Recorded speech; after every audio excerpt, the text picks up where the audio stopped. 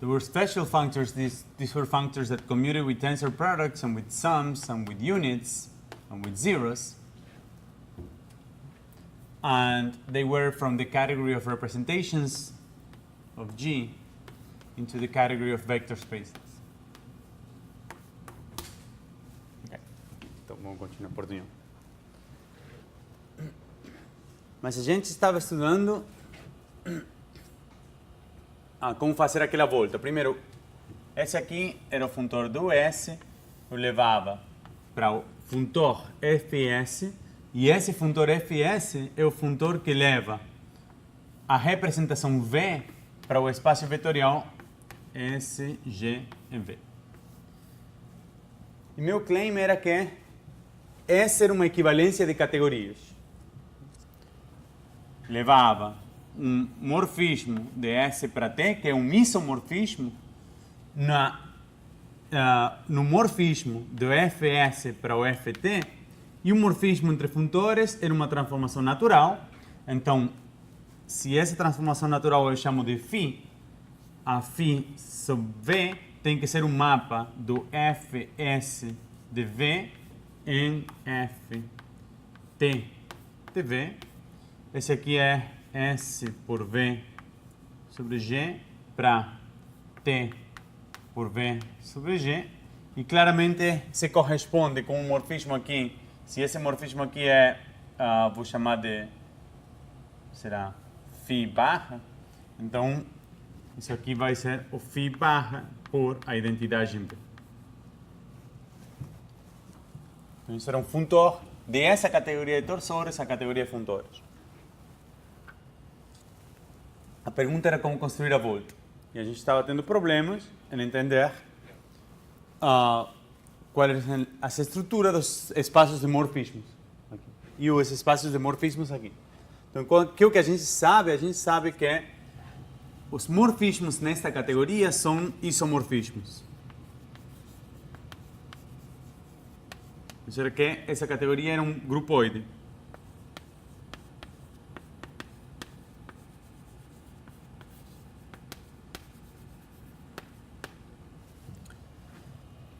Mas ainda, os automorfismos são um grupo, e os automorfismos de qualquer torsor é o grupo, é isomorfo o grupo G. Porque levava a identidade desse cara para a identidade desse. E era fácil ver que esse aqui é um torsor para G.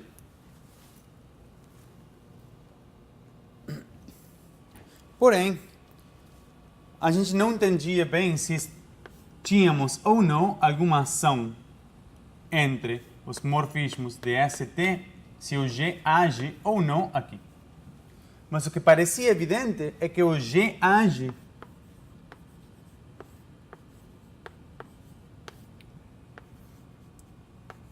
nesse cara.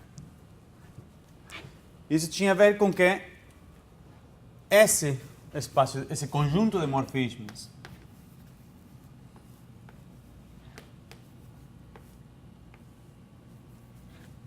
era naturalmente isomorfo ao S. Porque o morfismo de G em S está determinado, o morfismo de torsores está determinado por aonde que vai a imagem do 1.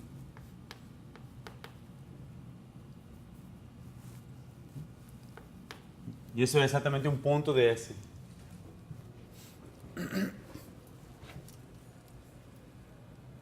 Ok? Então, o que eu deixei para vocês pensarem é por que a gente podia fazer aquilo lá e não para dois torsores arbitrários.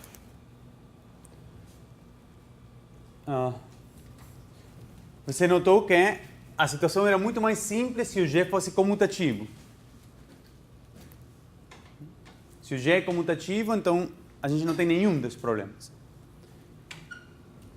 O que acontece quando o G é comutativo e o S é um torsor? Então,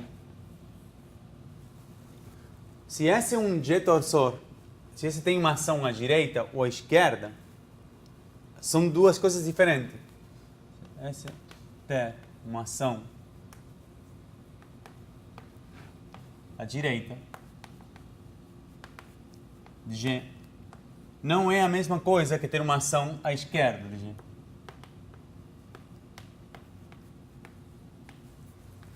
Porém, quando o grupo G é comutativo, qualquer ação à direita ou qualquer ação à esquerda são a mesma coisa. Então, todo torsor para um grupo comutativo é um torsor à esquerda ou à direita. Então, a coisa que é diferente desse torsor, do torsor trivial G, é que esse torsor é um torsor à esquerda e à direita, independentemente de se G é ou não é comutativo. Eu tenho multiplicação à esquerda e tenho multiplicação à direita em G. Independentemente se o G é comutativo ou não. Tenho duas estruturas de torsores em G, uma à esquerda, outra à direita, e essas duas estruturas comutam.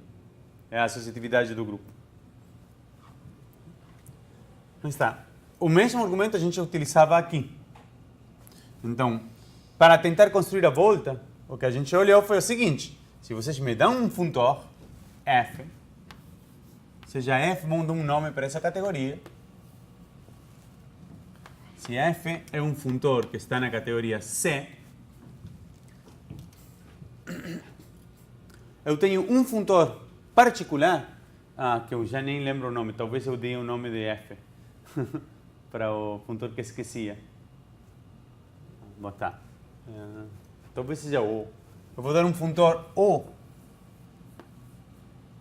Vai ser um funtor particular que é o O é o funtor que leva o V para V. Esse aqui em G módulos e esse aqui em K vector spaces. Esse certamente comuta com produto tensorial, somas, unidades e zeros. Então é um objeto dessa categoria. E casualmente esse O é naturalmente isomorfo ao F sub G. Está na imagem dessa aplicação e se corresponde para o torsor trivial G. Mas então, o que eu posso ver é que o home de O em F, nessa categoria C, é um G-torsor.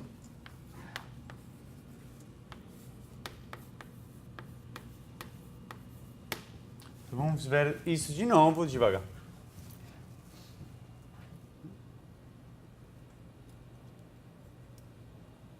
Ok, então, vamos fazer isso exatamente de novo, devagar. Então, primeiro, vamos pegar um φ que seja um morfismo de funtores, ou seja, uma transformação natural, e eu quero ver que tem uma ação. Devo ver três coisas. O G age.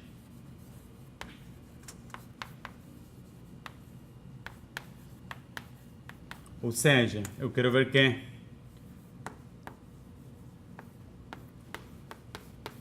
pertence aos mesmos morfismos. 2, que a ação é simples. E 3, que a ação é transitiva.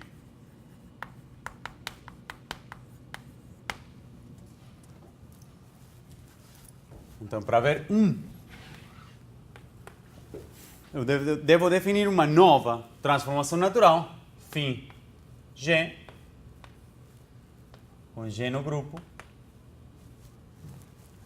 que seja um morfismo de O para F. Então, esse cara valuado em V tem que ser um morfismo de O de V em F de V. Mas esse aqui é V para F de V.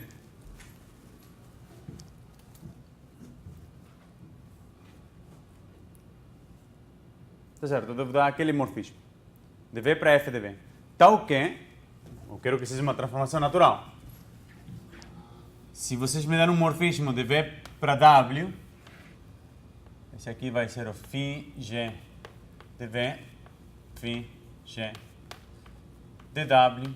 Aqui eu tenho o F de W esse diagrama commute. Isso que eu preciso construir, e o dado que eu tenho é que φ já é um morfismo, então φ me dá um mapa assim.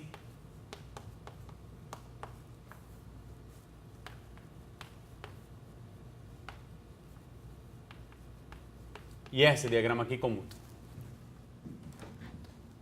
Tá, então fica claro como que eu posso fazer. Isso aqui são objetos na categoria de K espaços vetoriais.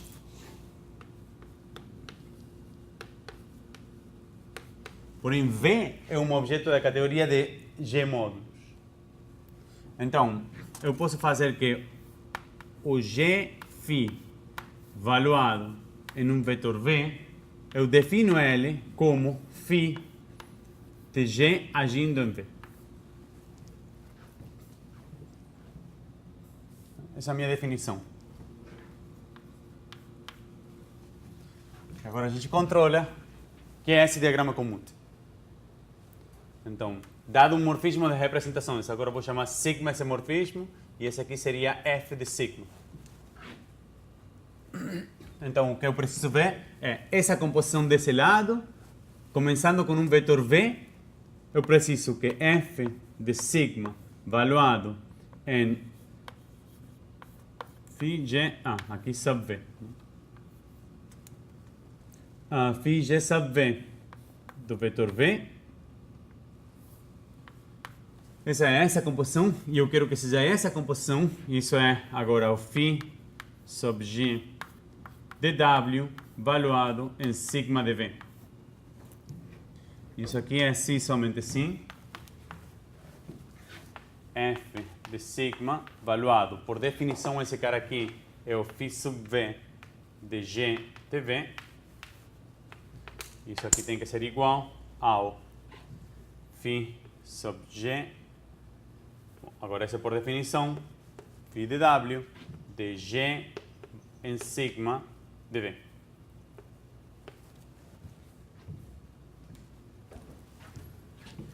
Porém, agora, utilizamos que o G, o sigma, é um morfismo entre V e W, mas de G módulos. Não é um morfismo linear arbitrário. É o único momento onde utilizamos aqui que o V e o W são elementos da categoria G módulos e que os morfismos, que os funtores, são funtores dessa categoria para vector space. Não é de vector spaces para vector space. Então aqui, isso vira F sigma de φ sub V de G de V ser igual a φ sub W de sigma de G de V. Esse aqui igual a esse é o caso de que o sigma é um morfismo de representações. E agora, isso aqui é que é esse diagrama commute.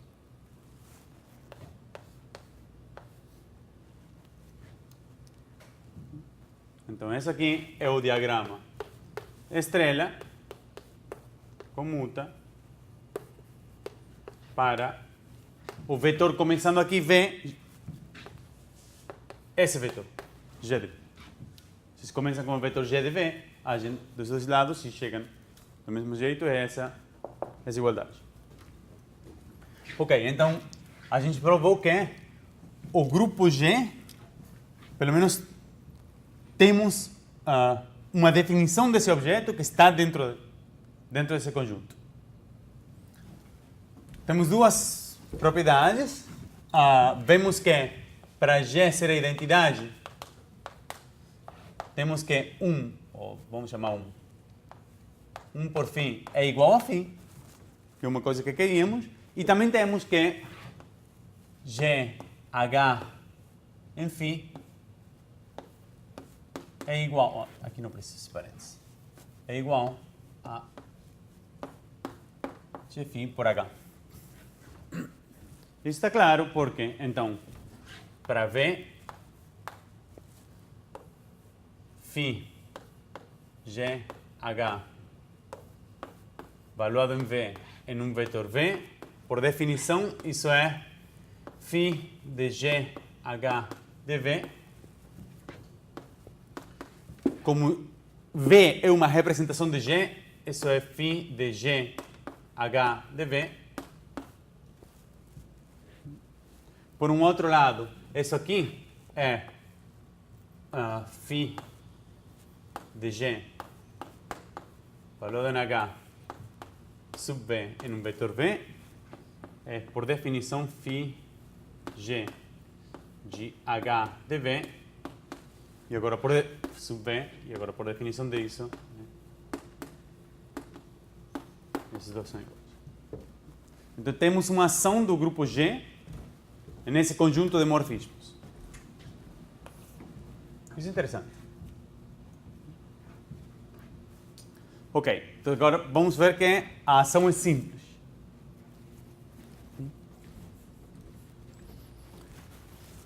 Então a pergunta é se existe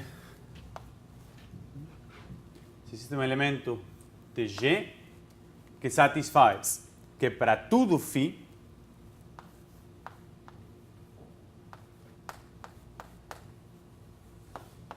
de O em F, φ em G é igual a φ. Eu quero ver que aquele G é a identidade. Na realidade aqui é o 2 seria provar isso. Que a ação seja simples, eu quero isso. Ok. Então, de novo, a gente pode escolher uma representação. Lembrem que isso aqui tinha a ver com a existência de representações que sejam fiéis. Então, vamos fazer uma definição.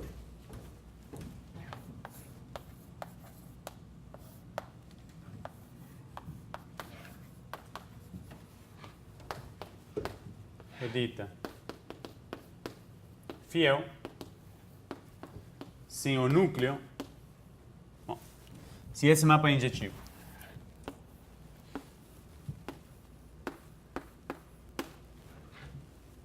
É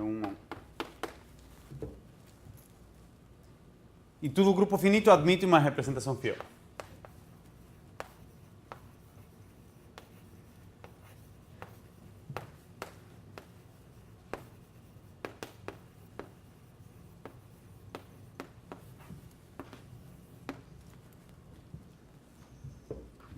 Um pouco menos trivial é todo grupo compacto.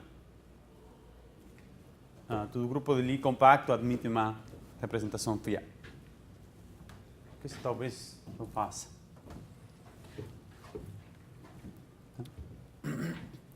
Mas então, ok, o que significa isso aqui? Então, para ter essa igualdade aqui, eu preciso que o φ de G de V seja igual ao φ de V para tudo V em V.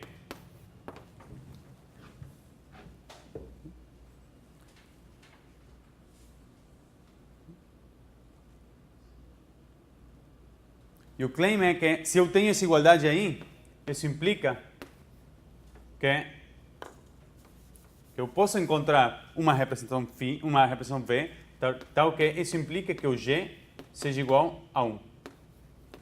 Alguém me disse por quê?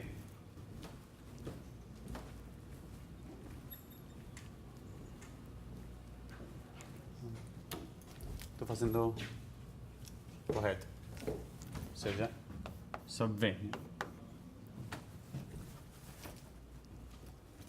Então agora a pergunta é por que eu consigo provar que G é igual a 1 daquela igualdade. Certamente para G igual a 1, esses dois lados são iguais.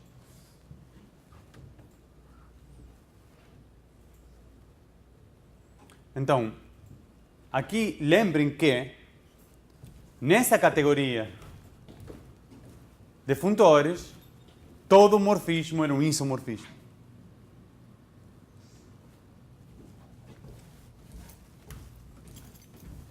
A categoria C também era um grupoide. Então, os φ V são isomorfismos.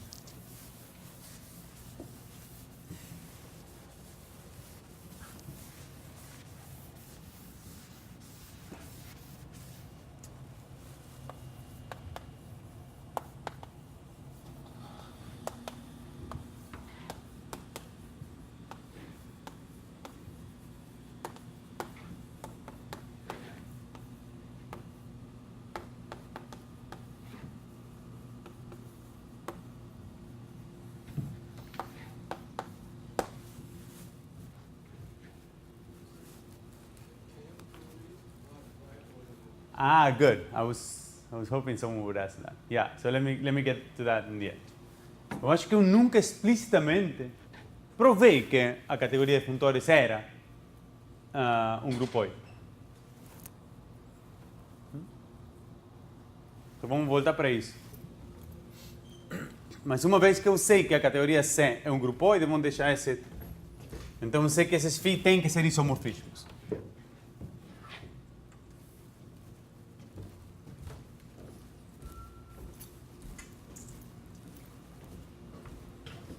Acho que eu disse, mas não provei esse fato.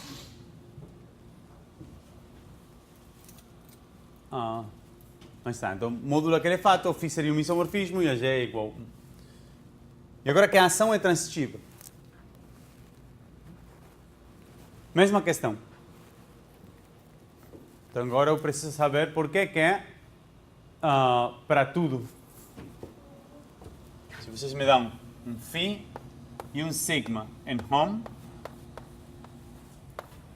de O em F, então existe um G, então que é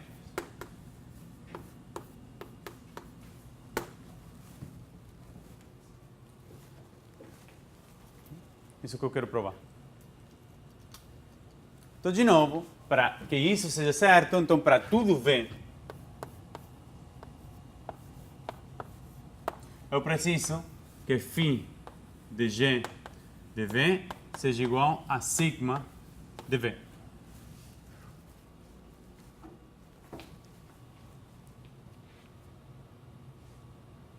Dá dois morfismos qualquer.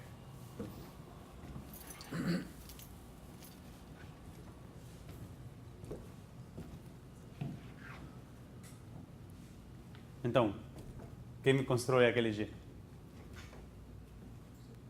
think that should be Kh, not the G. I'm sorry? It seems like the home of F of O to O Yeah. is Kg, the group ring of G. Because No, because that's an algebra. So, but that's a good point. So you're thinking that home. Okay, so let's before doing that, let's analyze your question. O que está mencionando é o seguinte: a pergunta é o que é home na categoria C de O em O.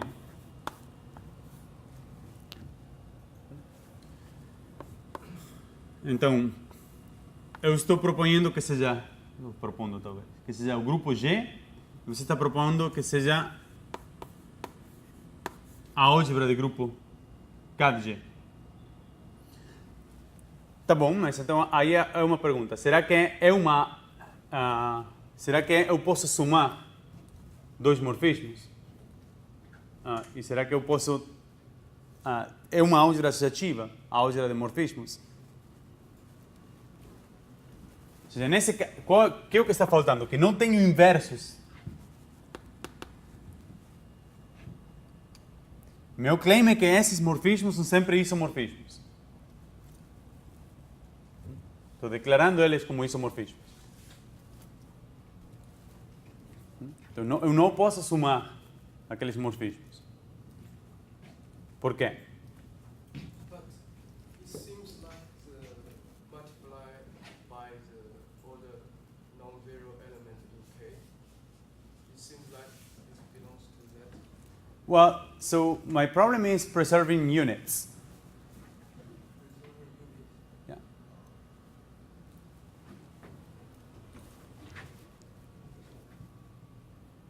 The way I set up the problem is that such a way that these guys here are not algebras but are groups. Such that every element here is an isomorphism, which is that statement there. If I don't require that, such that every element is an isomorphism, then yes, you're absolutely right. I can just sum those guys and I'm going to get just algebras. So that is the definition. That's correct.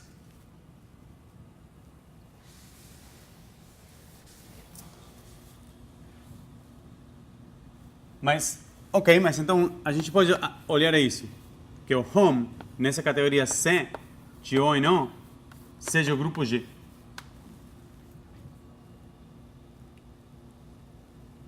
Mas ainda assim, eu quero achar aquele G. Compose the inverse of sigma. Correto. That's correct. So once I know, uma vez que eu sei que esses caras aqui são invertíveis, isso aqui me dá uma fórmula para qual é o elemento G. Porque uma vez que eu sei que esses φ e o sigma são invertíveis, então o G de V é igual ao φ V inverso de sigma de V.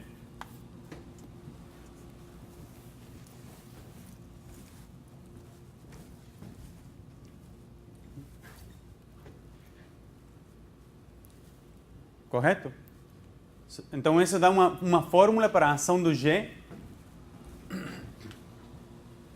para o elemento G, como deve agir no vetor V. Dito de uma outra forma, estou dizendo que o G é o φ V inverso sigma, que é uma fórmula para o G. Isso aí está dentro de um GL de V. Agora a pergunta é se existe um elemento do grupo que age desse jeito. Por que esse G está em G? Do jeito que eu estou definindo isso aqui que é o que é? É um elemento de GL de V. G is built to the form of both the phi inverse compose sigma. Correto. Isso é a observação correta. Então, a questão é que como esses caras comutam com a ação de G, esse cara aqui é um elemento que está na realidade também em home de O e NO. Ou na realidade de F em F, talvez, depende qual seja o inverso que eu botar primeiro. Não, do jeito que está é de O e NO. Esse vai de O para F e logo com a composição com F para O. Home de O e NO, e esse cara está em G. Então, esse cara está em G e agora, valuado em V, esse é um elemento, esse é o φ inverse sigma de V, que está em home de O e NO, em V, que é o GL de V. E a representação de G em GL de V. Por isso que esse elemento G está na imagem da representação de G em GL de V. Isso produz o elemento de G. Ok, então temos que esses caras são G-torsores e eu construí uma volta. Tá, não, ainda não. Aí construímos exceto uma observação que foi feita antes, mas então agora temos um torsor para cada funtor. E para ver que o que eu quero ver é que se eu começo com um torsor S, eu vou para meu funtor Fs e logo vou para meu novo torsor, que é o home de O em Fs. Eu gostaria de identificar o S com aquele... Esses são dois torsores, eu gostaria de identificar o S para o home de O em Fs. Então, para isso, eu devo dar para cada elemento de S um morfismo, ou para cada... Como eles são dois torsores, basta encontrar só um morfismo entre eles. Basta encontrar um morfismo de S para esse torsor, que isso já tem que ser um isomorfismo. A pergunta é se existe um morfismo natural entre esses dois torsores.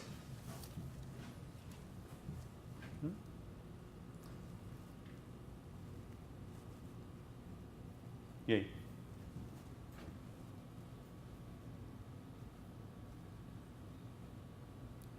Como que eu construo tal morfismo? Então, o meu claim é que um elemento de S determina um único morfismo aqui. Então, um elemento de... Quero que um morfismo aqui é um morfismo Vamos fazer que seja o morfismo φ sub S. Não, φ sub S é um pouco ruim. Tá, vamos dar qual o morfismo aqui? É um mapa φ que vai de V para Fs de V. E esse aqui é o SGV. Está claro qual é o único morfismo que podemos encontrar? Canonicamente, dado o S, qual é? Porque se vocês me dão um S, eu posso te dar um morfismo que leva V para SV. Isso é um morfismo de torsores. Então, vamos ver que é um morfismo de torsores. Ou seja, se vocês me dão o GS, ele vai para o V, que vai para SGV. Mas isso aqui, na definição desse cara, é a mesma coisa que o SGV. E esse aqui, com a minha definição da ação de G em φ, é a mesma coisa que o Gφ em V, que é o que eu queria. Deixei a G do outro lado. Ou seja, a ação de G comuta com a ação de G desse lado. Então esse é o morfismo de torsores, canonicamente dado o S. Quer dizer que eu tinha a categoria de G torsores, eu tenho a categoria de funtores,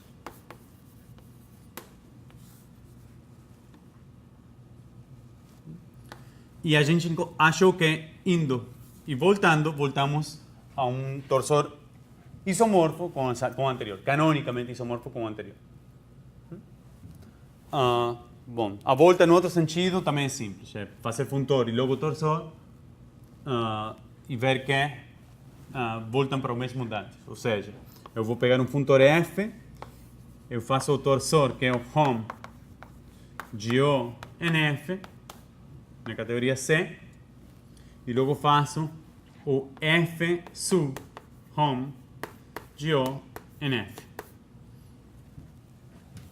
E agora o que eu preciso é um morfismo de funtores de esse cara para esse cara. Um morfismo natural de funtores desse cara para esse cara.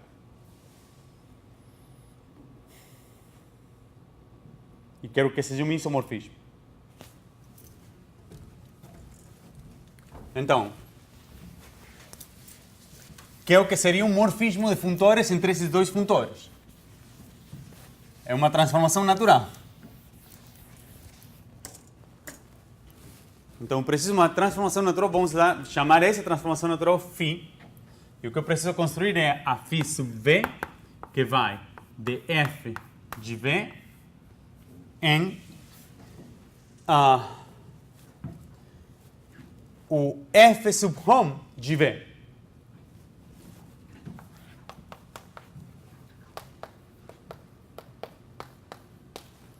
Mas agora, S, por definição, é o home de O em F G V.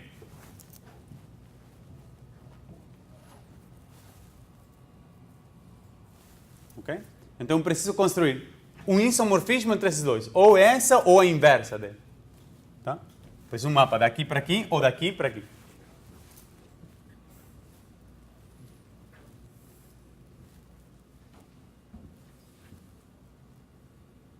E aí?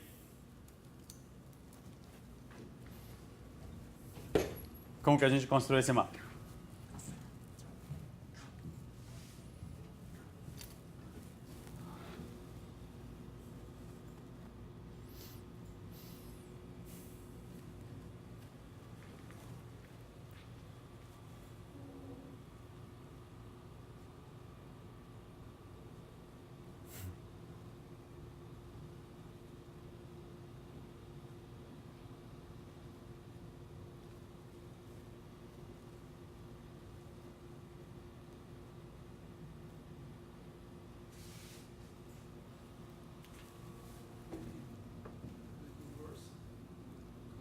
The inverse might be easier, yeah? So, To map phi, we need to find No, yeah, so you want so you want to call phi whatever, ok. Então, vamos pegar um vetor nesse espaço vetorial, um elemento que seja, deixa eu chamar sigma em lugar de phi. Sigma V. E o que você quer me dar é um vetor em f de V. Então, sigma é um morfismo de O em f.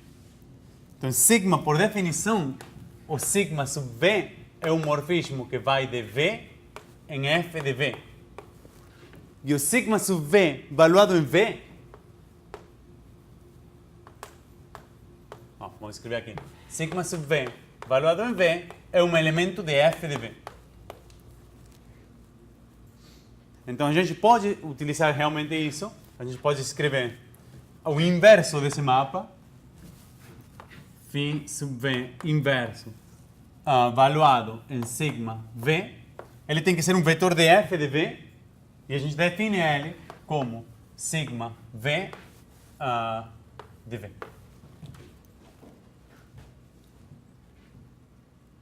Ok? Muito bem. É fácil ver que isso é uma transformação natural, ou seja, que se vocês dão um mapa aqui de funtores, ele comuta. Um mapa de representações de V para W, aquele diagrama comuta. Isso é uma transformação natural. Então, aí a gente provou o teorema, módulo, aquela afirmação, então vamos voltar à tua pergunta, na que eu estava errado. Porque do jeito que eu defini, então agora temos que estudar. A pergunta é, aonde que a gente utilizou? Então eu disse o seguinte.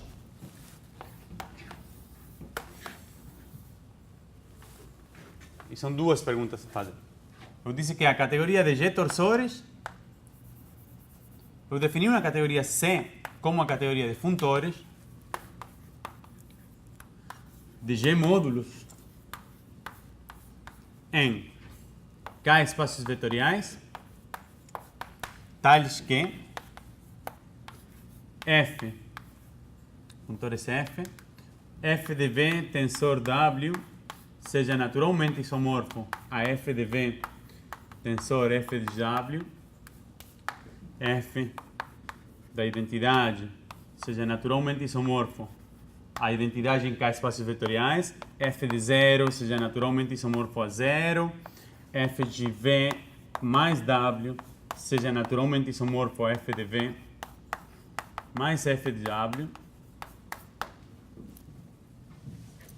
E os morfismos serão transformações naturais.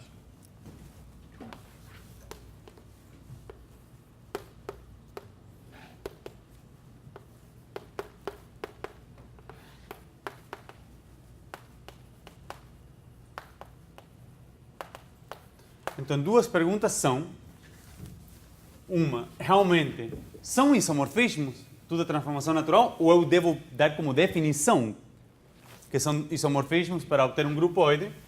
E a segunda pergunta é, aonde que a gente utilizou aquela estrutura? Em qual momento na nossa prova a gente utilizou essa estrutura? Por que não pegar funtores arbitrários? Então a pergunta 1 é, preciso impor φ ser isomorfismo? E 2, onde utilizamos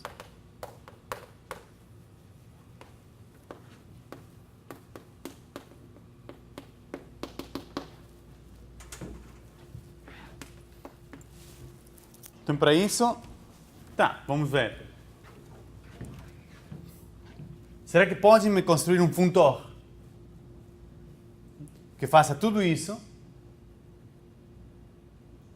e que não seja um isomorfismo?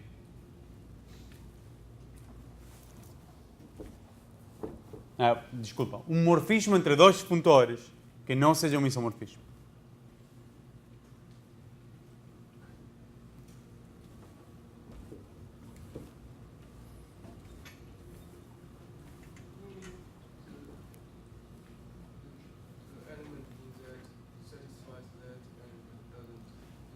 Yeah, so I'm asking for two Fs that satisfy these conditions, two different f's that satisfy this condition. So let's deal with one first.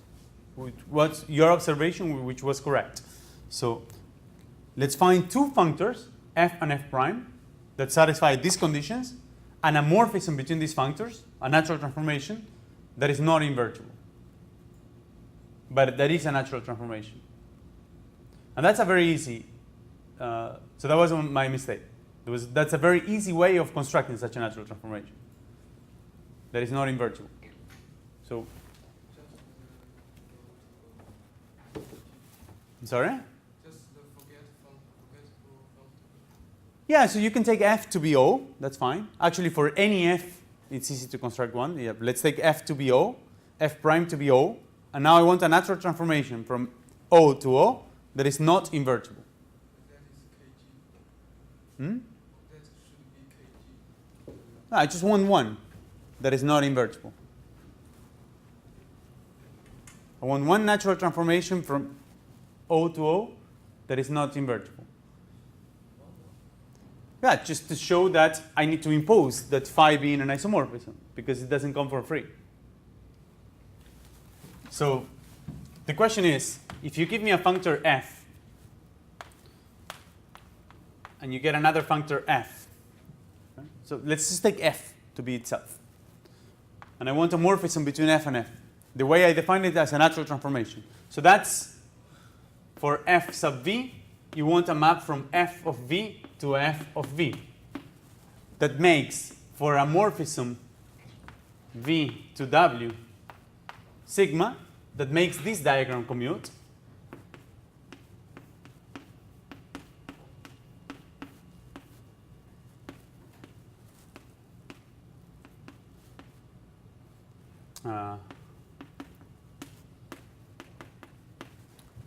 But how about I take phi sub v equals to phi sub w equals to 0, which is a well-defined linear map. That certainly is not invertible. And that makes this diagram commute.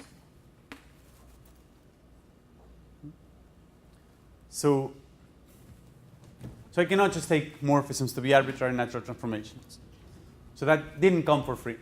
That's why I could never prove that C was a groupoid.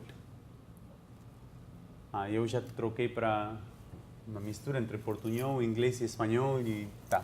Mas então, essa aqui é a que eu preciso. Então, a minha categoria de morfismos não vão ser transformações naturais arbitrárias, eu vou pedir que sejam invertíveis.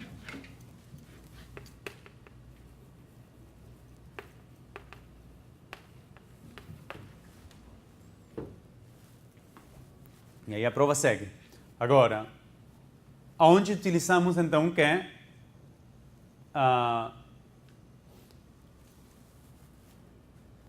onde utilizei produtos tensoriais, somas, etc. Eu vou manter isso aqui. Eu quero recuperar a condição de ser invertível. Mas aonde utilizei produto tensorial? Em toda a minha prova, em nenhum momento eu utilizei produto tensorial.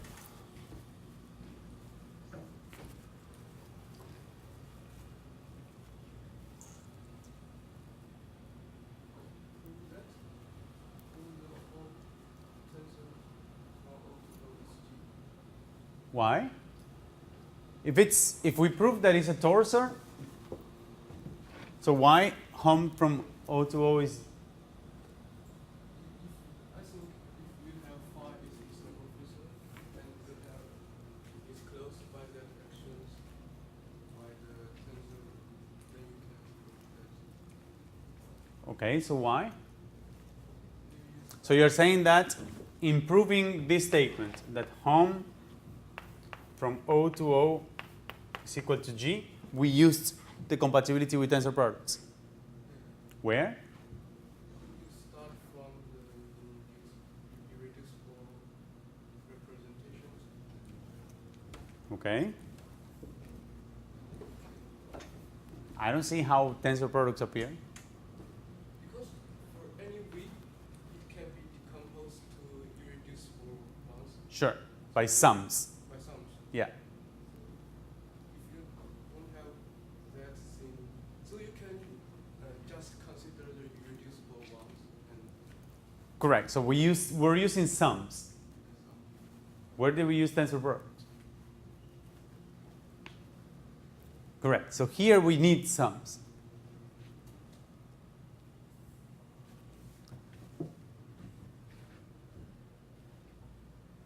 And where did we use tensor products?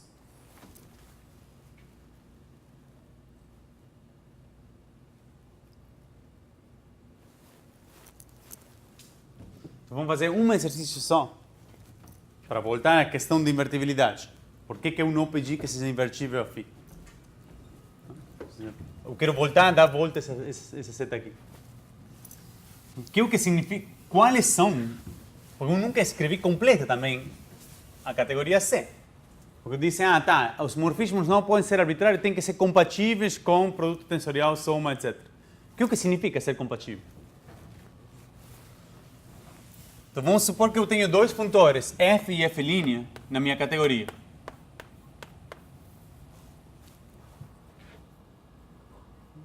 Então eles em particular, e vamos supor que eu tenho um morfismo φ entre eles dois.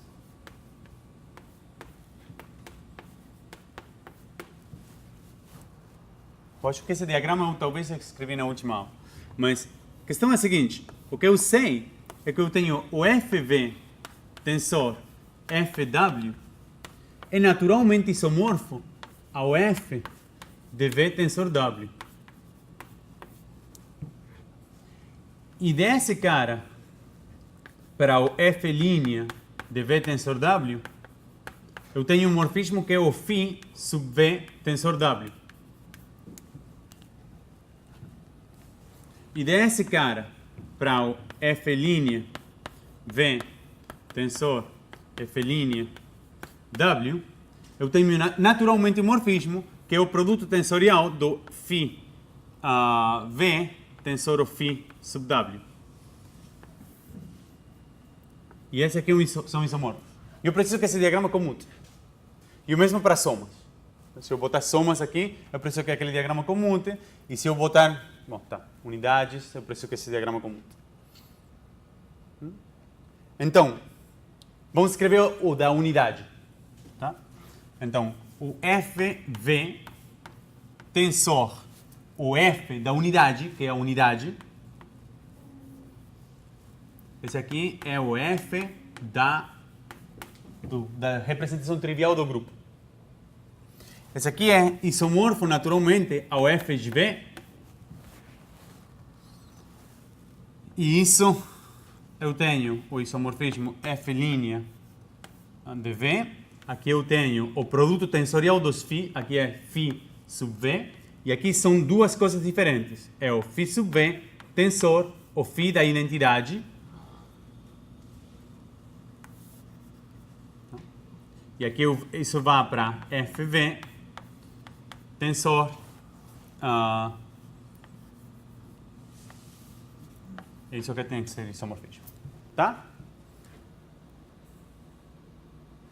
Então agora eu volto para meu exemplo, que era uma φ que não seja invertível. Meu exemplo de uma φ que não era invertível era botar φ igual a zero. Que tá certo, φ igual a zero é uma transformação natural.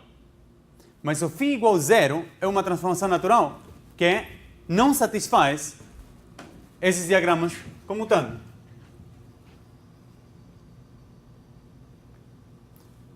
Tá certo?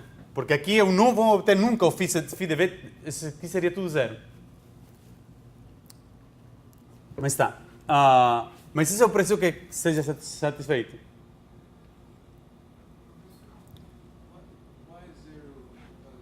Well, so you would want this to be the tensor product of the, yeah, that's right. So 0 actually does, let me just think of the counter example. No, that actually is right. I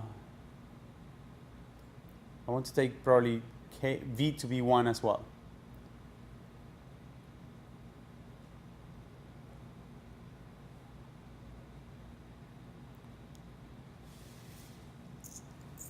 No, that's right. So if I take phi to be 0 here, it does work. Yeah, phi to be 0 does work.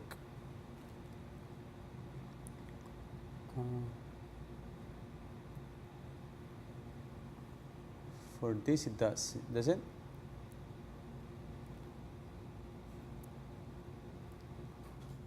But anyway, so a minha pergunta é, aonde que eu precisei aonde que a gente utilizou sequer isso? Em nenhum momento a gente utilizou produto tensorial na prova que a gente deu. Então por que eu estou pedindo na minha categoria funtores que preservem produto tensorial?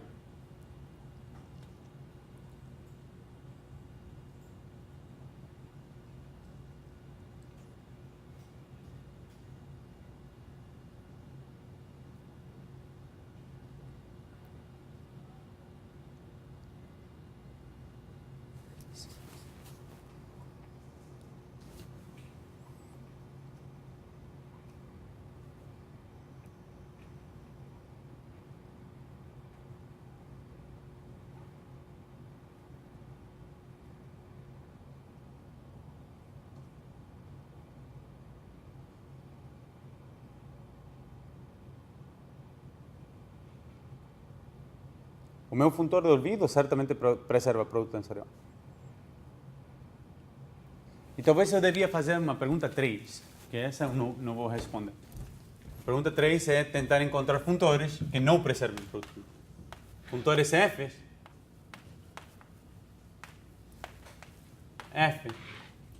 que satisfazem tudo exceto o produto tensorial.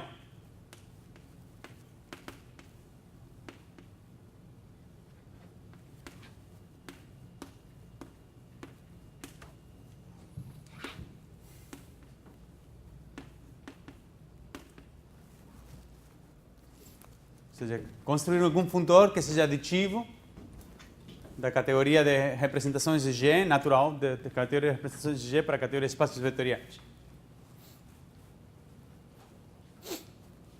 Então, onde que a gente utilizou o produto tensorial?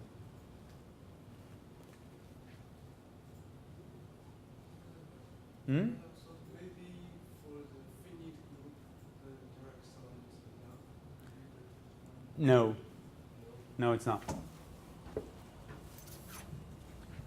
Yeah. Okay, so let me leave this one for a second.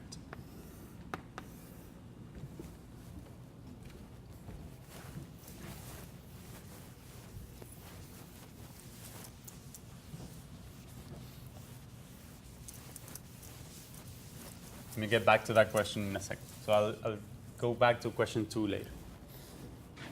But então, por que a gente precisa dessa estrutura de produto tensorial? Então agora quero falar de o que é uma estrutura de produto tensorial. Eu acho que eu não defini nessa aula que eu quero produto tensorial. Eu não defini, não? Então, agora sim vai ser um pouco mais abstrato, mas para explicar o que são produtos tensoriais. Ou seja, na categoria de espaços vetoriais, a gente define um produto tensorial do jeito seguinte. Ou seja, o que é o produto tensorial de dois espaços vetoriais? Vocês me dão V e W em K vet. Tá? Então, uma coisa que a gente sabe é que, dado dois morfismos, dois espaços vetoriais, os morfismos entre espaços vetoriais também são espaços vetoriais.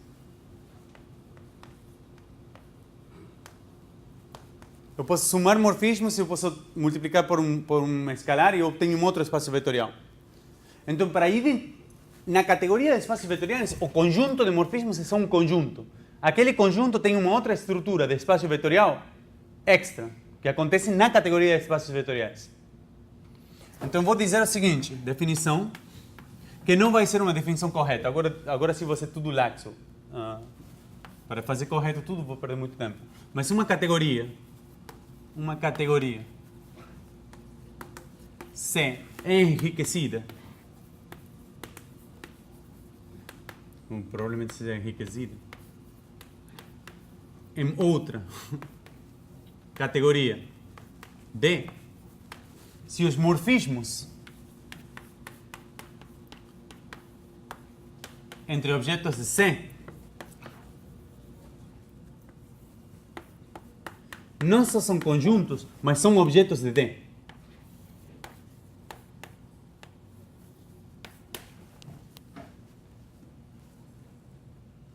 E as composições de morfismos são composições compatíveis com a composição em D. Então, por exemplo, tem que fazer essa definição rigorosa, que é o que significa que um conjunto é um objeto de D. Fazer essa definição rigorosa pode olhar no MacLean. Mas exemplo de categorias enriquecidas são que a categoria de K espaços vetoriais é enriquecida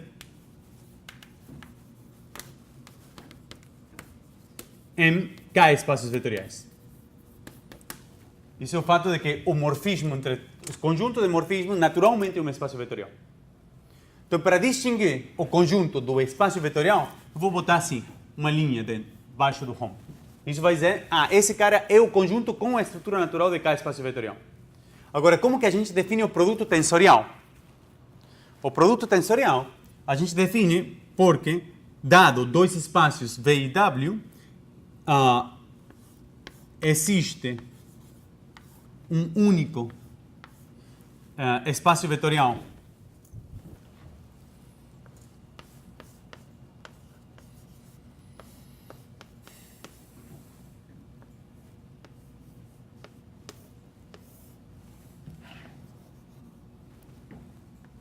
Então, esse é um espaço vetorial, esse é um espaço vetorial, esse é um conjunto. Eu acho que eu dei esse exemplo quando eu dei um exemplo de funtores adjuntos.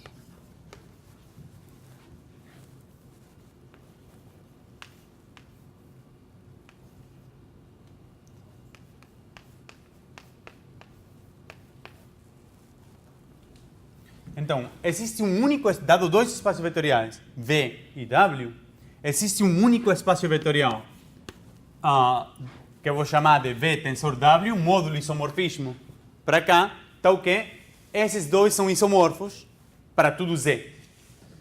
E esses isomorfismos são naturais, ou seja, se vocês me dão um mapa de Z para Z linha, então vocês vão, troquem aí Z linha, troquem aqui Z linha, aqui tem um mapa assim, aqui tem um mapa assim, esses dois são isomorfos e esse diagrama comum. Tá? Essa é a definição de produto tensorial para espaços vetoriais. Podem tomar como definição essa é a propriedade universal do produto tensorial.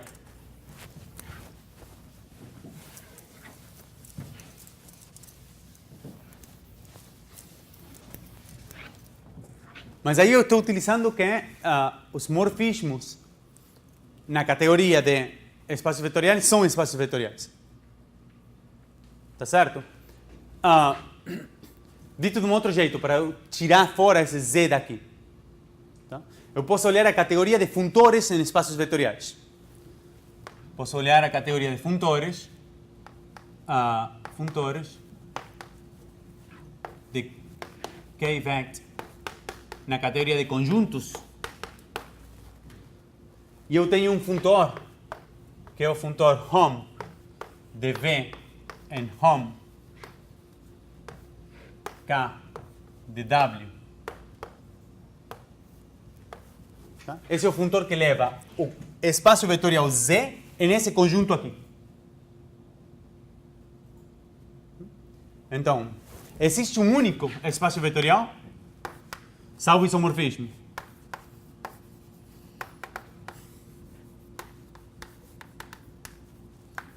K espaço vetorial, que é aquele único, salvo isomorfismo, vou dar de nome V tensor W, tal que o funtor home de V tensor W. Esse é um outro funtor na mesma categoria, de K espaços vetoriais em conjuntos. É isomorfo a esse funtor. Ou seja, existe uma transformação natural entre eles dois. Esses dois são dois objetos da mesma categoria de funtores, são isomorfos. Essa é a definição de produto tensorial. Agora, eu dei um produto tensorial na categoria de representações de Gmod. Dada duas representações V e W, agora estão em problemas. Por quê? Porque os morfismos na categoria de G-módulos, esse aqui não é uma representação interessante de G de nenhum jeito interessante.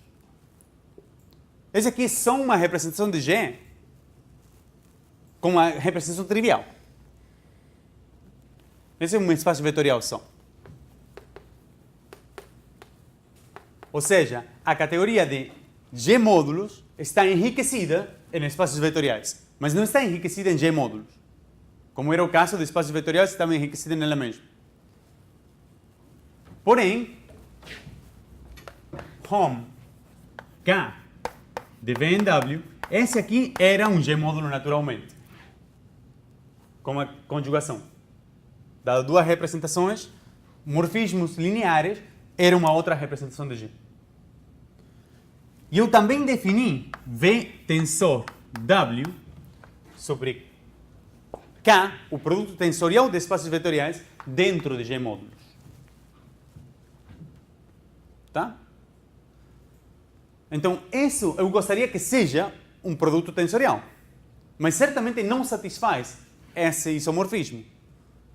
Porque não é certo que se eu boto aqui home sub G, eu não posso nem escrever esse mesmo isomorfismo. Então a pergunta é como eu defino produtos tensoriais para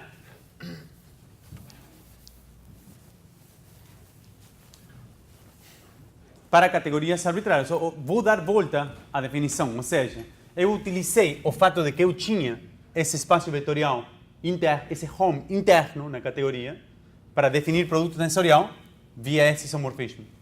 Agora eu vou fazer o oposto. Eu vou dar uma definição. Sim, acho que vai dar para escrever pelo menos alguns diagramas. Eu vou dar uma definição abstrata de que o que seria um produto tensorial e vou utilizar esse isomorfismo para definir que é um home interno. Então, dado uma categoria C,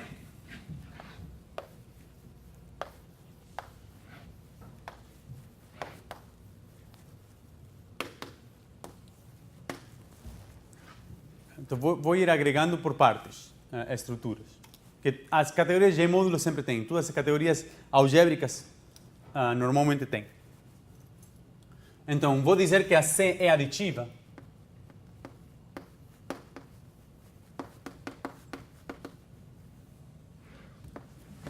Sim.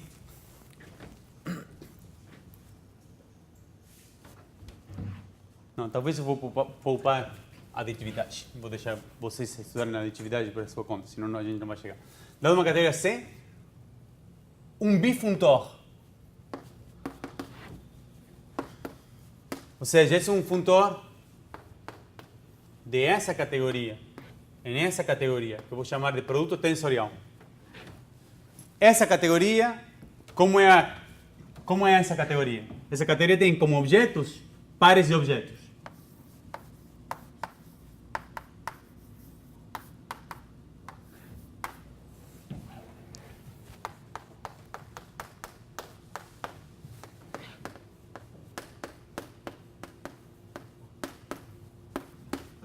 E morfismos, pares de morfismos.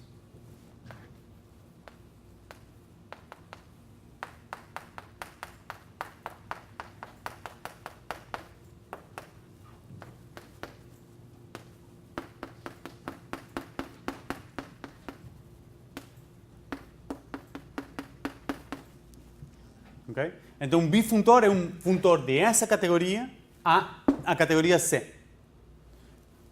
Se vocês me dão um objeto XY da categoria, eu vou escrever assim, por um objeto da categoria C por C. Eu te dou o objeto X tensor Y de C. Se vocês me dão morfismos nessa categoria,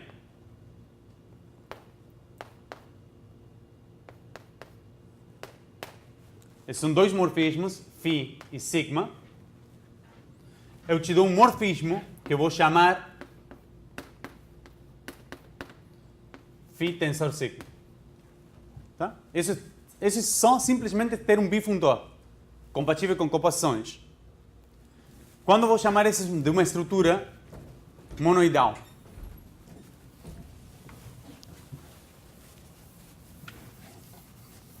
se vocês me dão um bifuntor, eu vou dizer que aquela é uma estrutura monoidal quando vocês me dão naturalmente isomorfismos desse jeito. Para tudo x, y, z em C, vocês me dão isomorfismos.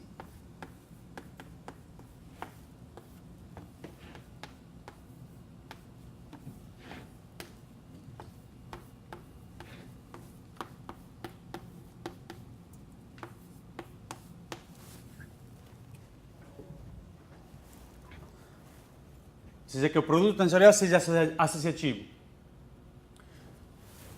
Notem o seguinte exercício que vocês devem ter feito quando estudaram álgebra básica. Numa álgebra associativa, lembrem a definição de uma álgebra associativa. Vocês têm A, um K espaço vetorial,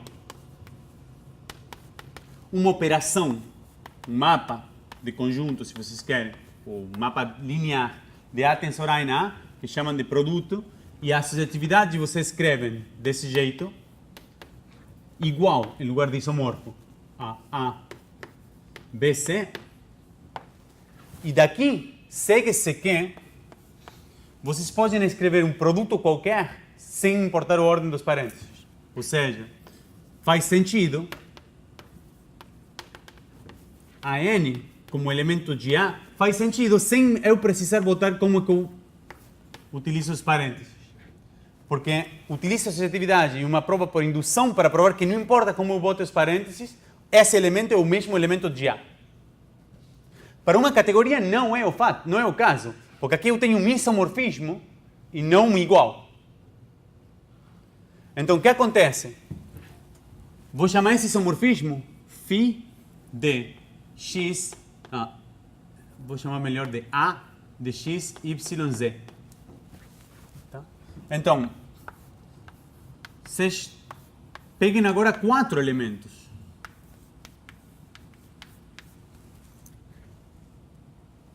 E agora eu boto parênteses. Então, uma coisa que eu posso pensar é, esse é um elemento da minha categoria C, esse outro e esse um outro. Deixa eu começar com os parênteses do outro lado, mas vai ser mais simples.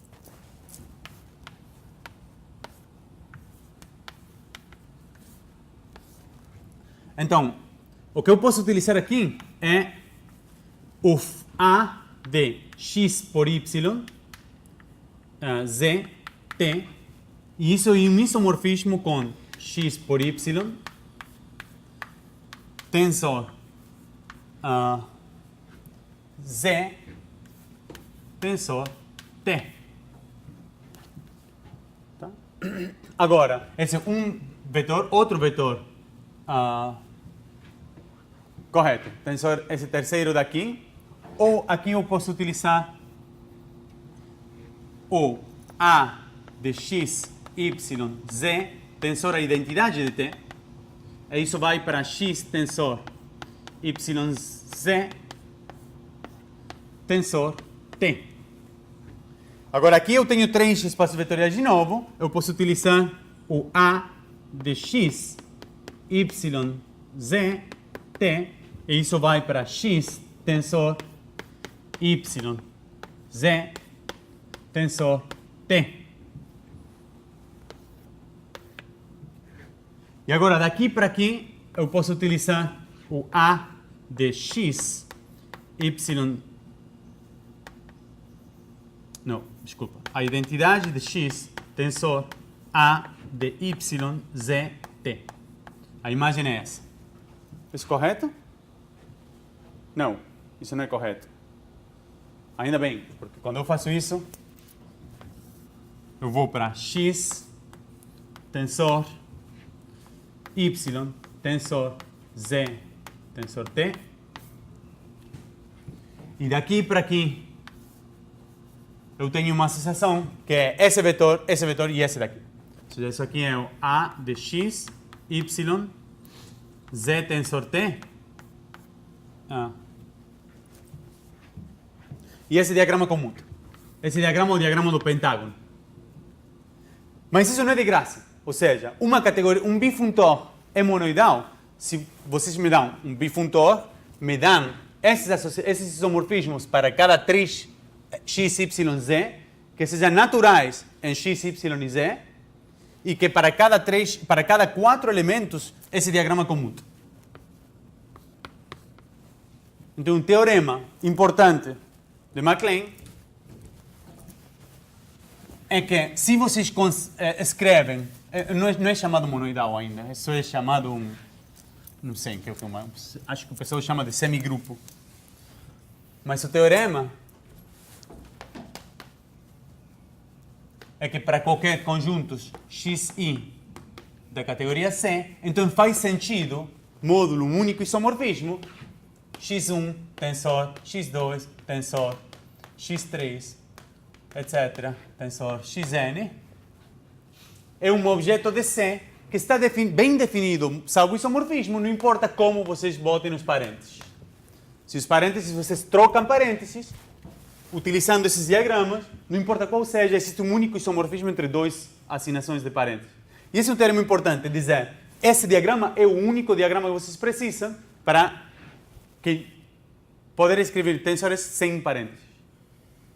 Na categoria de espaços vetoriais, o produto tensorial satisfaz essa propriedade. É associativo naturalmente. Uma categoria monoidal, se existe, se além disso, sim, além desse produto tensorial satisfazendo isso, tem um objeto 1 em C, tal que com isomorfismos naturais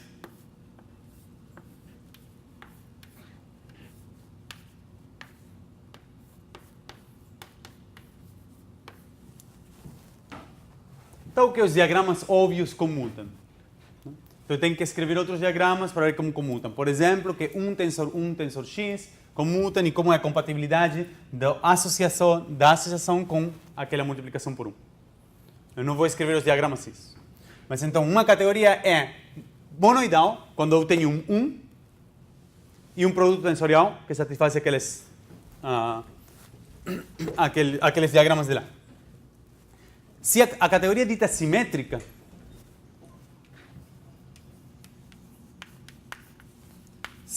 monoidal,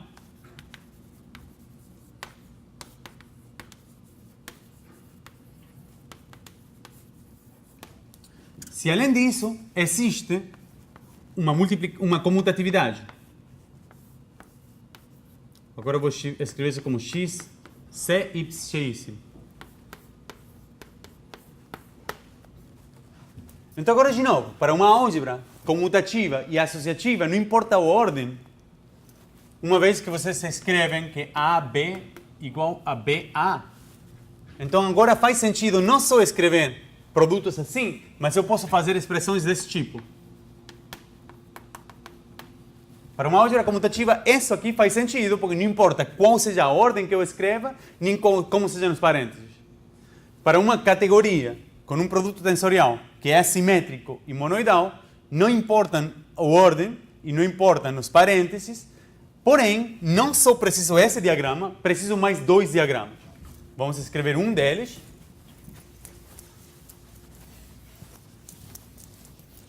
Mas eu não vou escrever como aí eu fiz os A's e os C's correspondentes, mas também são para 4 elementos.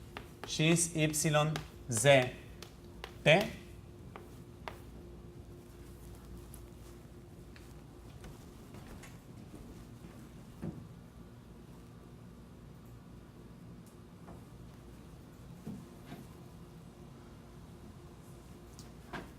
Não, vou deixar vocês. Acho que não vou ter tempo.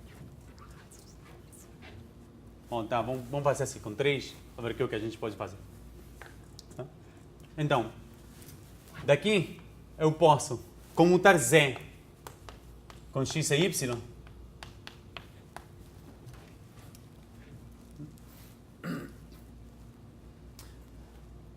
Ou posso associar.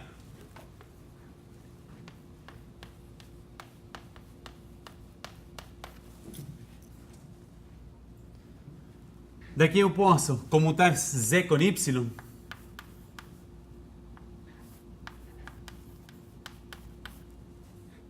E agora eu posso associar de novo.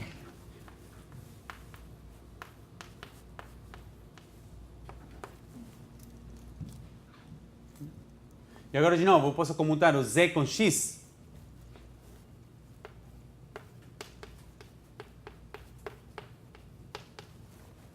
E eu posso associar. E esse diagrama comuta. E esse é um diagrama similar, trocando a ordem de associação e comutação. Tá?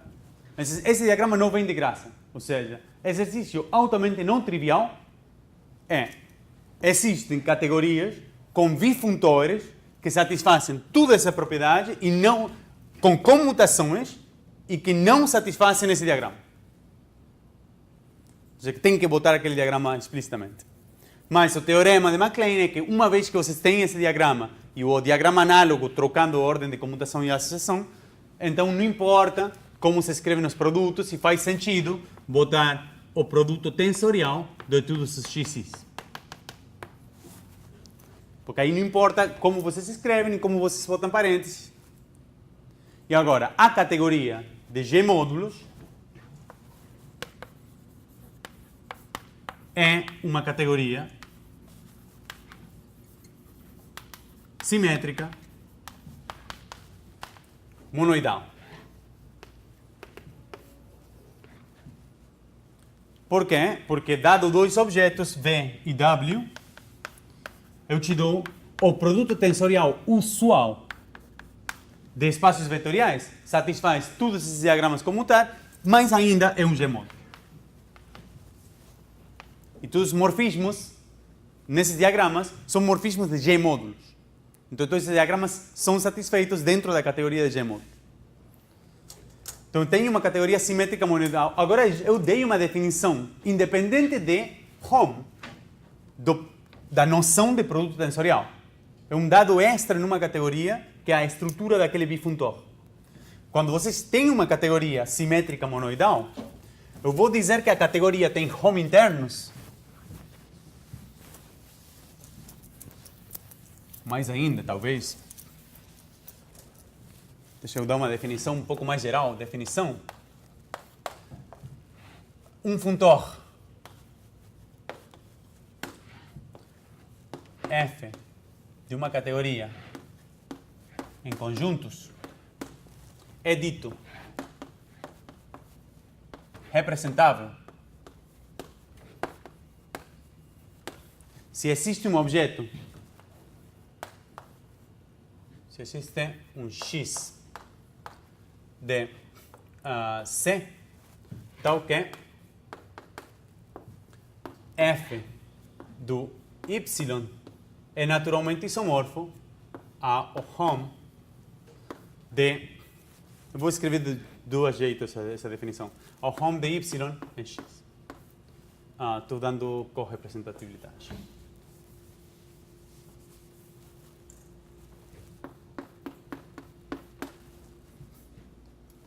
Ou seja, o funtor F na categoria, eu quero que seja natural em Y, ou seja, o funtor F é um funtor da categoria de C para conjuntos, e eu tenho um outro funtor da categoria de sets para conjuntos, que é o funtor Hom, na categoria C, de X em alguma coisa. Então, tenho dois objetos da categoria de funtores, eu vou pedir que sejam isomorfos. Isso é dizer que o F é representável, que simplesmente é Hom de um objeto X, e o X representa o F. Eu vou dizer que o F é correpresentável se vocês botam aqui um op. Ou dito de um outro jeito, um F é correpresentável se o F é naturalmente isomorfo ao Hom em C de dot para X. Ok? Se existe algum objeto... Então, o exercício, como isso é completamente natural, o exercício é que se um funtor F é representável, existe um único, podem existir funtores que não são dessa forma. Ou seja, essa categoria de C para sets é maior que a categoria C. Tá? Então, tem funtores que não são isomorfos a funtores dessa forma. Mas aqueles que são dessa forma são de um jeito único, salvo único isomorfismo. Não, salvo isomorfismo. Então, existe um único salvo isomorfismo X. Para um f que seja representável, existe um único salvo isomorfismo X na categoria C. Então, exemplos de funtores representáveis. Na categoria de K espaços vetoriais, o funtor hom de x por y dot é representável.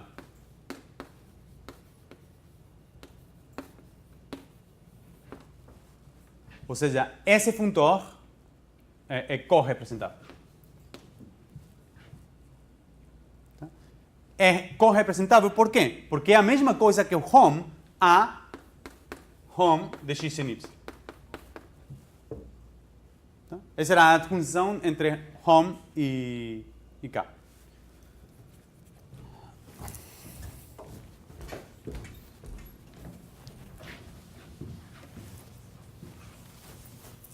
Então, agora eu vou dizer que uma categoria tem hom internos, tem 5 minutos para finalizar. Então, definição. C, simétrica monoidal. Monoidal. Tem hom internos. Se para cada par de objetos em C existe um único, salvo isomorfismo,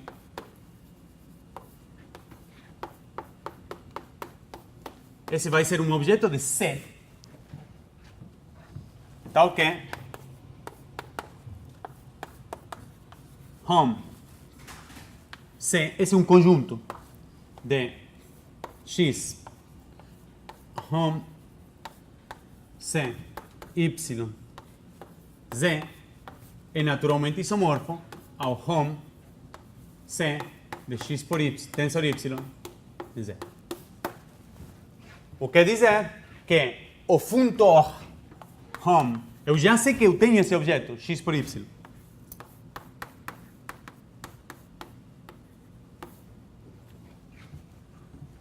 E aqui eu tenho o funtor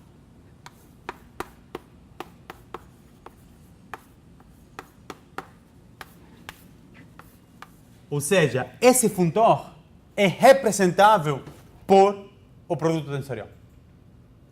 Tá? Então, uma categoria simétrica monoidal tem hom internos se eu tenho um funtor para cada y, que é esse funtor aqui, tal que esse funtor... aqui eu devo botar assim. Tal que esse funtor é representável pelo produto tensorial. Então, a categoria de G módulos tem ou não tem hom internos. Então isso é interessante. A categoria de espaços vetoriais, exemplos, a categoria de espaços vetoriais como conjunto hom K de V em W é como conjunto é o hom K de V em W. Na categoria de G módulos, hom interno de V em W é esse. É o hom K de V em W. Essa é uma representação de G que não é os morfismos da categoria. Então, a categoria de G módulos tem hom internos, satisfazem esse isomorfismo natural dentro da categoria de G módulos. Tá? Esse isomorfismo natural de espaços vetoriais preserva a comuta com a ação de G, quando os x, y e z são G módulos. Então, G módulos têm hom internos que são diferentes que os morfismos normais. Tá? Quase que finalizo. Mas como eu tenho uma categoria agora simétrica, monoidal, com hom internos, o que eu posso continuar é a definir que o que é um dual. Então, agora eu tenho C simétrica monoidal. E suponha que tem home internos também.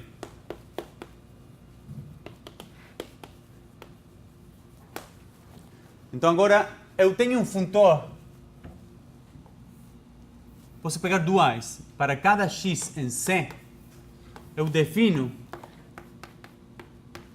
o x dual como o home interno na categoria C de x para o objeto 1. Esse é um jeito natural de definir duais. Toda vez que vocês têm um produto tensorial e home, então tem um dual, que é natural. Tá? A categoria C é dita rígida. Sim, existem isomorfismos naturais de x dual com x. Então, exemplo, a categoria de K espaços vetoriais não é rígida. Mas a categoria de K espaços vetoriais de dimensão finita é rígida. Tá? Então, rigidez é uma noção de finitude, para ter isso aqui. E aqui já começam a aparecer diagramas interessantes. Por exemplo, quando vocês têm C simétrica, monoidal, com home internos e rígida, então vocês obtêm os isomorfismos que vocês esperariam ter. Por exemplo, que esse cara aqui é naturalmente isomorfo ao home interno entre o y e o x. Isso vem de graça de todos os diagramas anteriores. Então, a categoria de representações de dimensão finita de um grupo é uma categoria simétrica, monoidal, com home internos e rígido. Tá? Gmod de dimensão finita satisfaz tudo. Estou quase finalizando. Então, o que eu não vai dar o tempo para escrever é o seguinte, a categoria de G-módulos, do jeito que eu defini, todos os morfismos não tem por que ser K espaços vetoriais. Ou seja, para uma categoria C arbitrária, em nenhum momento eu pedi que eu possa somar morfismos. Então, tentem estudar o que significa ser uma categoria aditiva, ou K-linear, ou abeliano. Talvez eu fale um pouco. Ou seja, na categoria de G-módulos eu tenho a estrutura extra. Eu posso somar módulos, eu posso somar morfismos, eu posso multiplicar por escalares. Os homes são K espaços vetoriais. E ainda mais, eu tenho núcleo entre representações com núcleos de representações. Tenho núcleos e conúcleos de morfismos. E todas essas estruturas são compatíveis com a estrutura de produto tensorial. Estou falando disso só para enunciar um teorema que claramente não vamos aprovar, mas que é um teorema que é um dos teoremas mais bonitos que tem esta área da matemática, pelo menos, é o teorema. Então, como uma categoria que tem toda essa estrutura, a categoria de G-módulos tem essa estrutura. Mas a categoria de K espaços vetoriais de dimensão finita tem essa estrutura. Então, o teorema é o seguinte, se vocês têm C, uma categoria com toda a estrutura de lá, tá? Com todas essas estruturas nesse quadro, e suponha que tem um funtor para a categoria de K espaços vetoriais de dimensão finita, tá? Que preserva toda essa estrutura. Ou seja, vamos chamar esse funtor de F. Preservar toda essa estrutura significa que o F de x tensor y seja naturalmente isomorfo ao F de x tensor F de y, etc, etc, etc. Eu gravei o teorema que é muito bonito. O que vocês podem fazer é o seguinte, podem olhar, bom, tá, então deixa que eu enuncie o teorema. Então, isso implica que a categoria C é naturalmente equivalente à categoria de G-módulos para algum grupo G.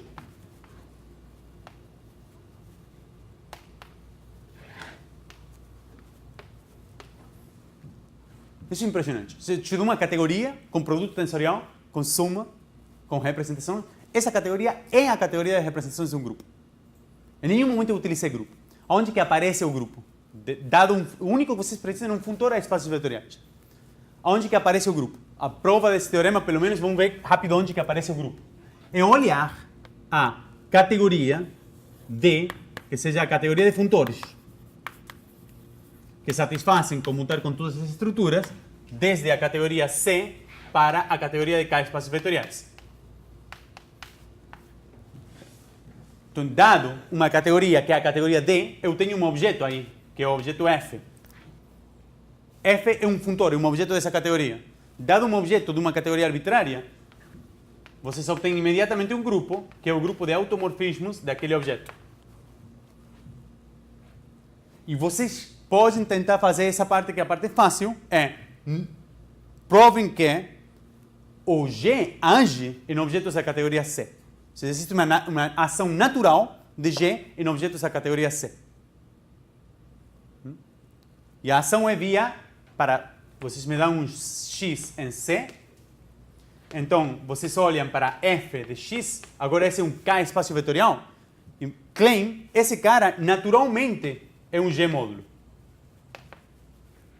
Isso é fácil de fazer. A volta é que é difícil. Tá, então vou parar aí. E depois vou voltar para questões mais práticas e representações. Mas eu queria pelo menos dar 2 ou 3 aulas.